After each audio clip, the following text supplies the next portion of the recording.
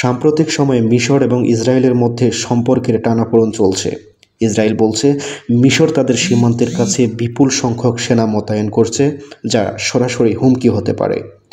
তবে মিশর দাবি করছে এই সেনা সমাবেশ শুধু সিনাই উপত্যকার সন্ত্রাসীদের দমন করার জন্য। তাহলে সত্যটা কি?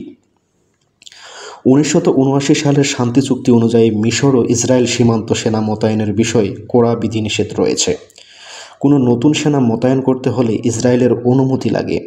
তবে এবার ঘটেছে অন্য ঘটনা। ইসরায়েলের সাথে কোনো রকমের আলোচনা ছাড়াই সীমান্তে বিপুল সংখ্যক সেনা ও ট্যাঙ্ক মোতায়েন করছে মিশর। কয়েকটি ভিডিও চিত্রে এমনই দেখা গেছে। ইসরায়েল দাবি করেছে যুক্তরাষ্ট্রের কিছু মহল গাজার ফিলিস্তিনের জর্ডানে পাঠানোর পরিকল্পনা করছে, কিন্তু এই পরিকল্পনার তীব্র বিরোধিতা করছে মিশর ও জর্ডান। মিশর মনে করছে যদি গাজাবাসী তাদের সীমান্তে প্রবেশ করে তাহলে এটা তাদের নতুন করে নিরাপত্তাহীনতা বৃদ্ধি করবে। তবে ইসরায়েল ভয় পাচ্ছে, কারণ যদি মিশর এখানে তাদের সেনা সমাবেশ স্থায়ী করে তাহলে এটা তাদের নিরাপত্তার জন্য হুমকি হবে। রবিউল সানি, আন্তর্জাতিক ডেস্ক, চিলাহাটি ওয়েব।